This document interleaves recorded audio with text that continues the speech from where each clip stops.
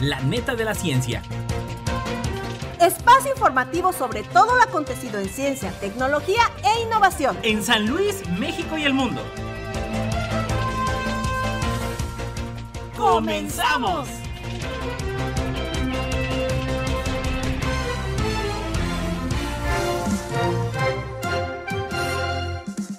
Hola, ¿qué tal amigos? ¿Cómo están? Bienvenidos y celebrando, bueno, pues sobre todo el Día de Muertos. El Día de Muertos, porque si bien es 31 de octubre y apenas esta celebración ya mexicana el 1 y 2 de octubre, bueno, pues olvidémonos de festividades paganas y bueno, darle la más cordial bienvenida también, como siempre, que me acompaña Erika. ¿Cómo estás? Bienvenida. Hola, bienvenida, buenos días. Pues sí, hermosas nuestras tradiciones. Recordemos a los que ya partieron con amor y alegría, así como solo los mexicanos sabemos hacerlo. Así es, así que vámonos con los titulares.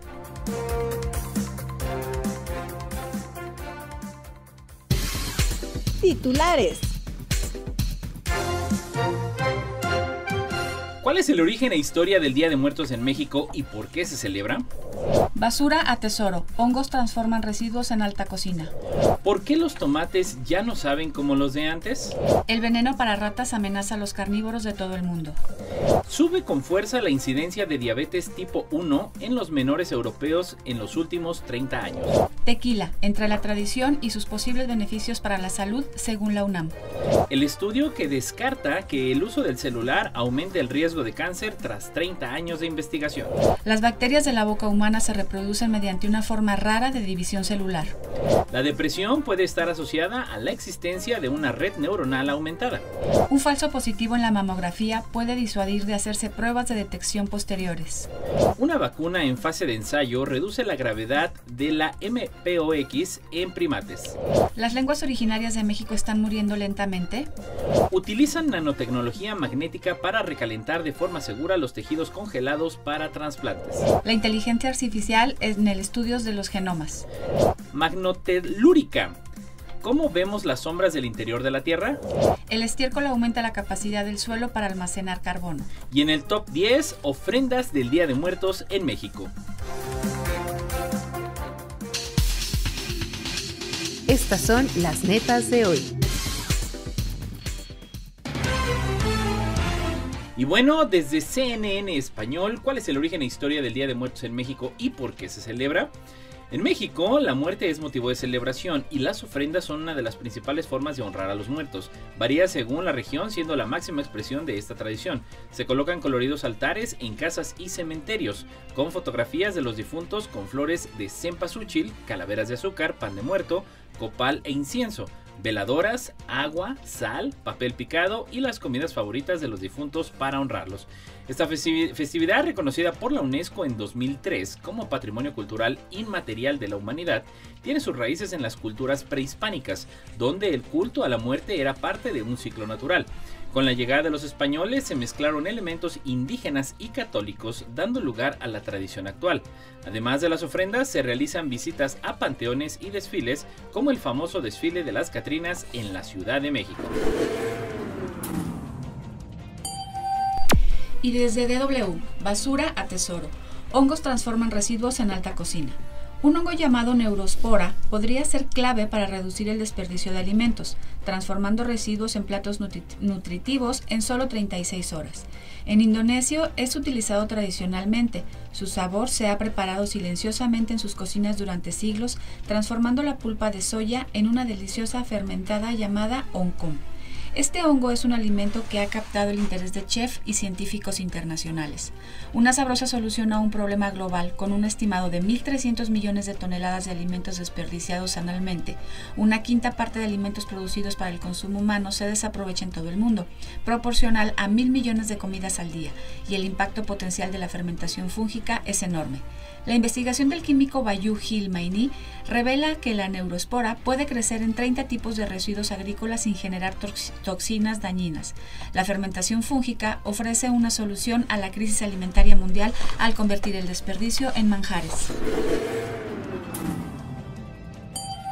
Y desde The Conversation, ¿por qué los tomates ya no saben como los de antes?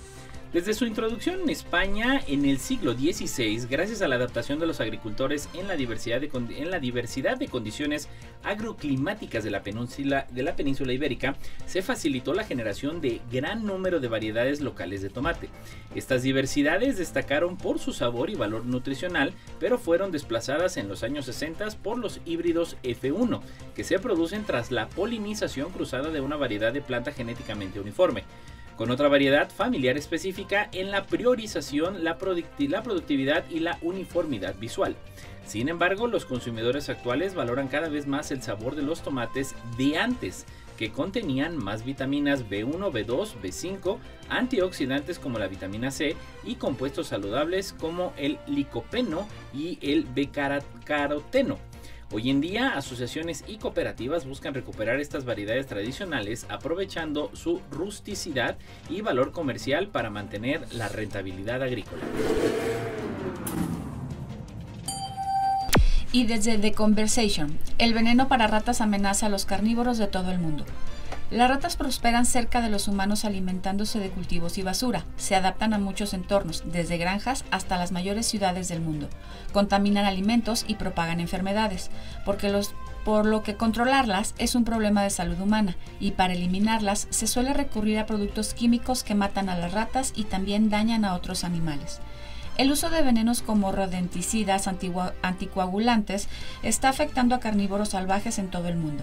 Estos productos químicos que permanecen en el cuerpo de los roedores son consumidos por depredadores como gato montés, pumas, búhos, zorros y comadrejas, causando la muerte.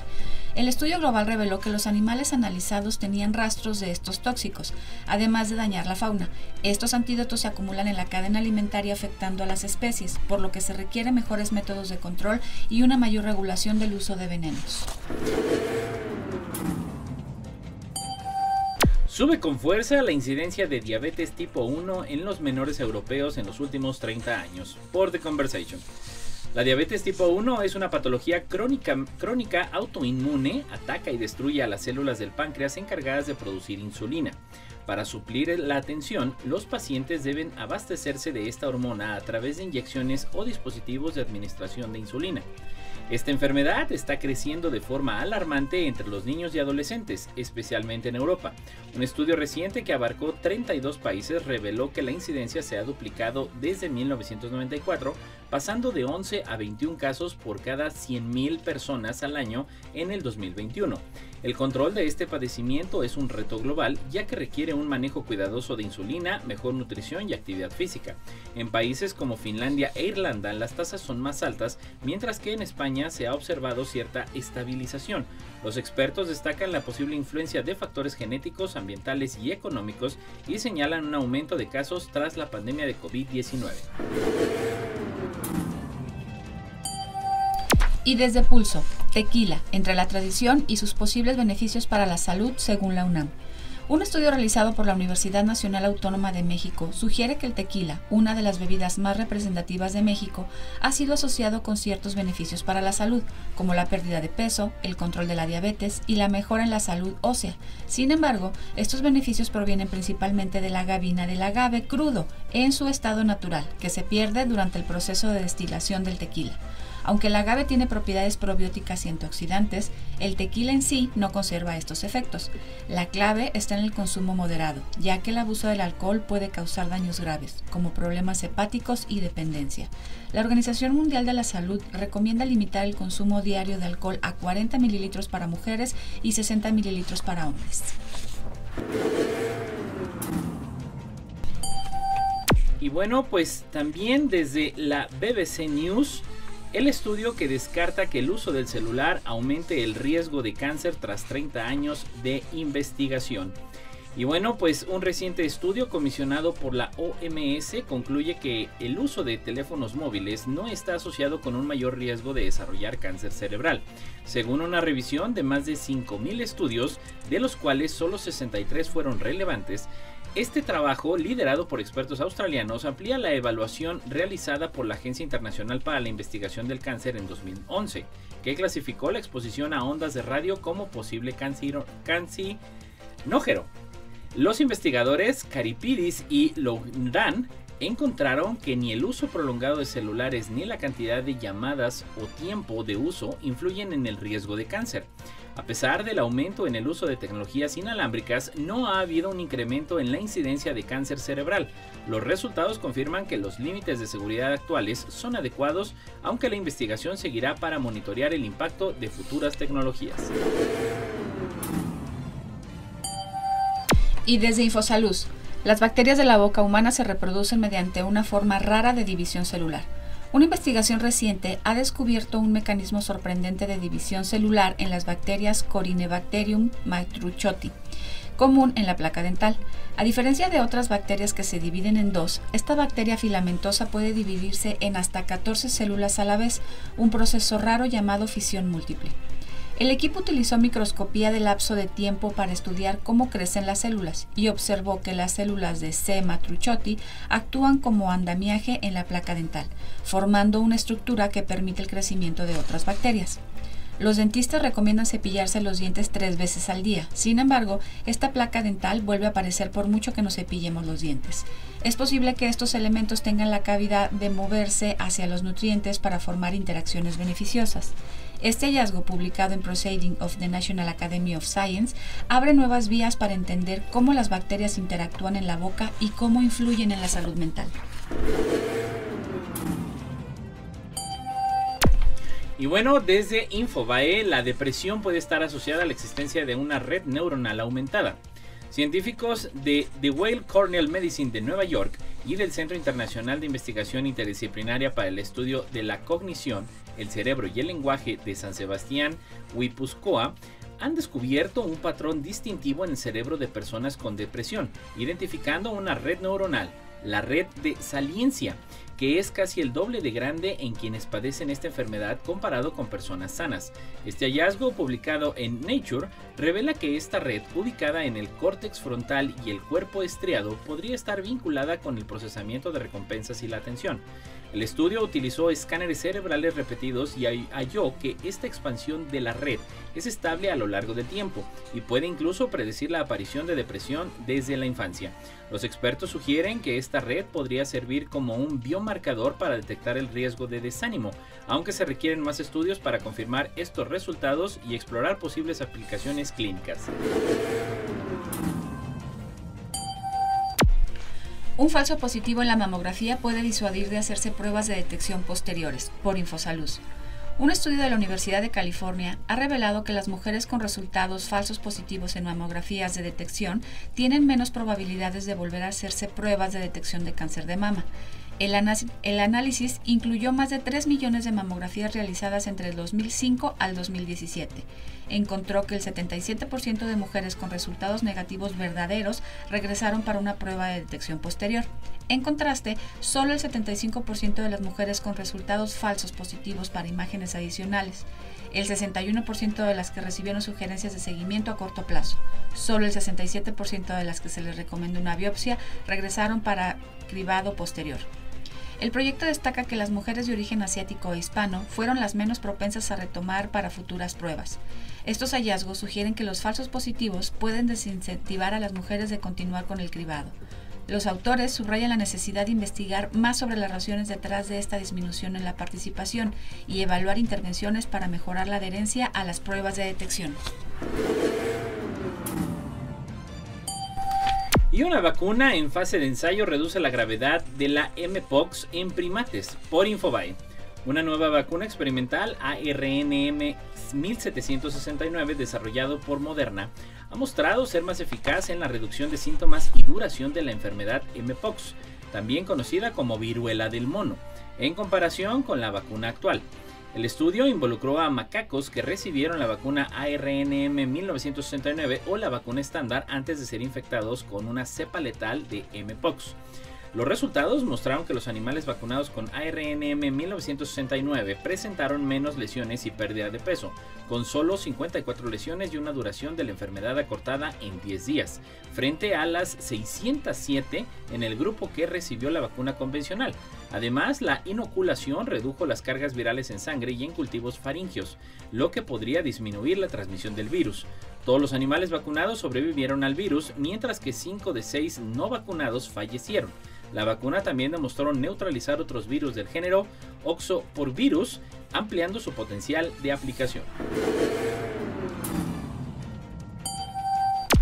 Y desde Crónica, ¿las lenguas originarias de México están muriendo lentamente? El Tunzavi, un idioma con cerca de 6.000 años de antigüedad hablado en Oaxaca, Guerrero y Puebla, ha enfrentado desafíos para su preservación. El periodo 2022 al 2032 ha sido declarado Decenio Internacional de las Lenguas Indígenas por la UNESCO. México es un país con gran diversidad lingüística y se sigue luchando por mantener sus dialectos originarios vivos. Estos esfuerzos, como la creación de la Universidad de Lenguas Indígenas de México y el portal Ciudad de Lenguas Vivas, buscan preservar el dialecto Tujún-Savi, así como otros como el náhuatl y el zapoteco. La Comisión Nacional para el Conocimiento y Uso de la Biodiversidad apoya estas iniciativas con materiales educativos en lenguas originarias. El 21 de febrero se celebra el Día Internacional de la Lengua Materna. Destaca la importancia de valorar y promover las lenguas originarias como parte fundamental de la identidad y patrimonio cultural de México. Y por Infosalud, utilizan nanotecnología magnética para recalentar de forma segura los tejidos congelados para trasplantes.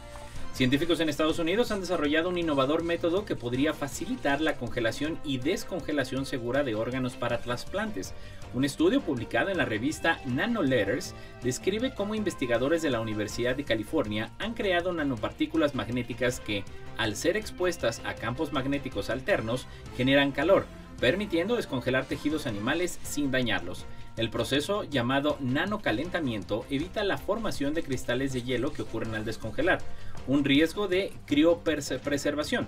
Los experimentos con fibroblastos de piel humana y arterias de cerdo mostraron que la viabilidad celular se mantuvo alta tras el recalentamiento, lo que acerca la posibilidad de preservar órganos para trasplantes a largo plazo.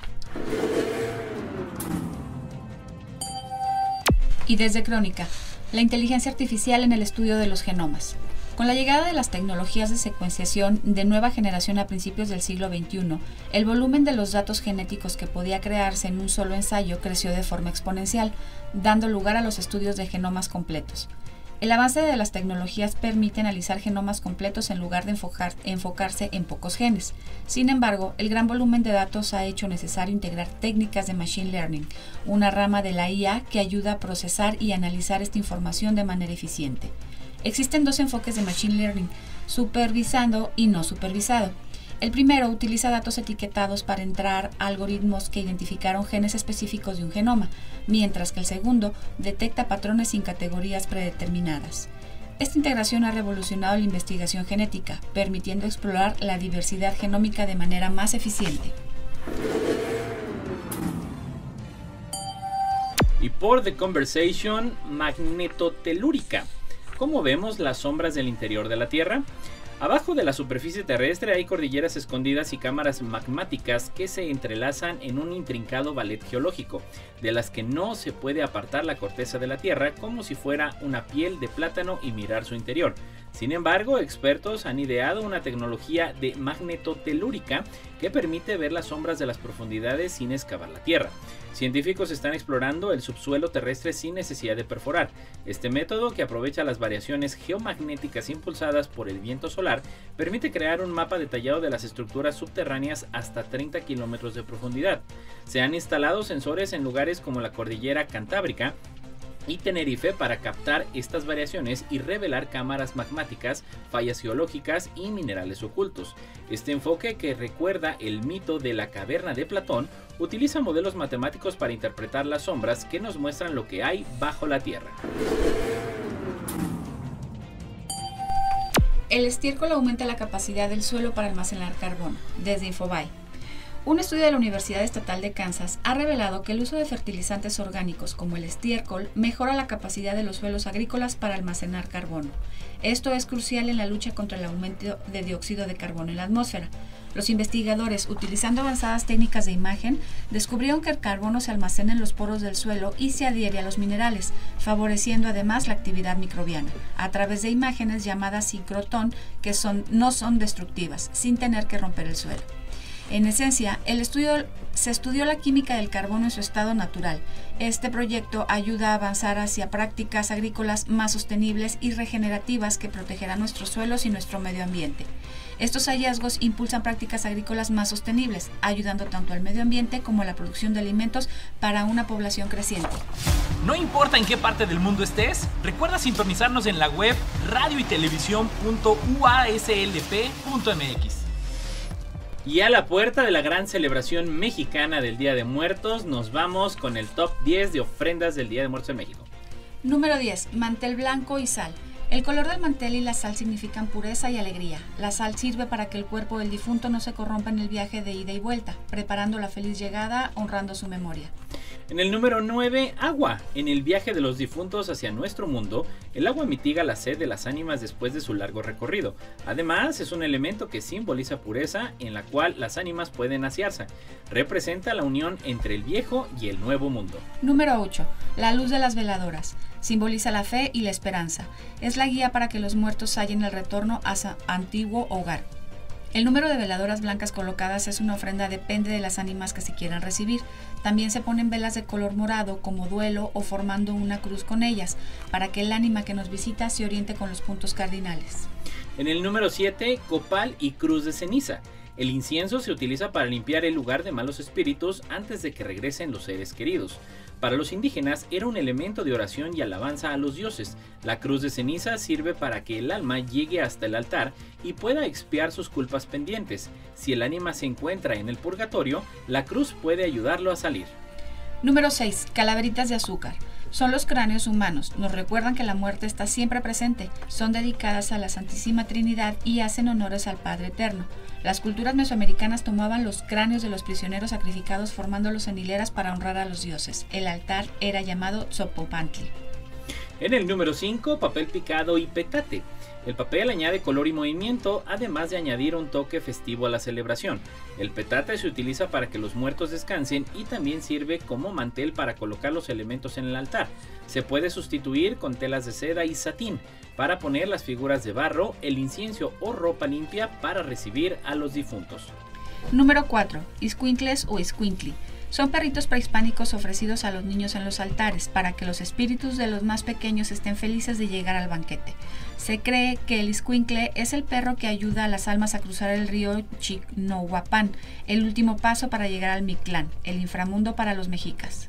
En el número 3, las flores. Significan el viento y la fragilidad de la vida. Añade festividad ya que adornarán el lugar donde estará el ánima. La flor que se utiliza es la de cempasúchil, ya que su aroma y color anaranjado representa al sol que guía el alma del difunto. En los altares para los niños se utiliza alelí o nube, por ser blancas y representar la pureza e inocencia de los pequeños. Número 2. Comida, bebida y pan de muerto. Se coloca el platillo y la bebida favorita del difunto, recordando momentos que vivieron con alegría. Las ofrendas de los niños son dulces típicos de azúcar, amaranto o calabaza. El pan de muerto son los sacrificios humanos y el azúcar son las lágrimas. Según la tradición prehispánica, simboliza el ciclo de la vida y la muerte. Y en la número 1, el retrato. Una fotografía del ser querido significa que será quien visitará la ofrenda. Es el símbolo de ver y honrar a la persona, pero ya trascendió a la eternidad. Se pueden colocar imágenes de santos que sirven como vínculo entre vivos y muertos, además de simbolizar la paz en el hogar y la aceptación de compartir alimentos. Y bueno, de verdad es que yo le invito a que siga con estas tradiciones, preservemos nuestra cultura y nuestro patrimonio, muy interesante, y a cuidar nuestras tradiciones, Erika. Así es, Edgar. Y bueno, pues ya lo sabe, la neta de la ciencia, todos los jueves en punto de las 11 de la mañana, gracias al buen Lalo Carrillo. Lo esperamos la próxima media hora en la entrevista de la neta de la ciencia. Nos escuchamos.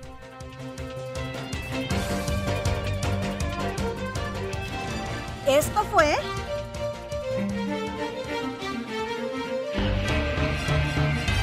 La neta de la ciencia.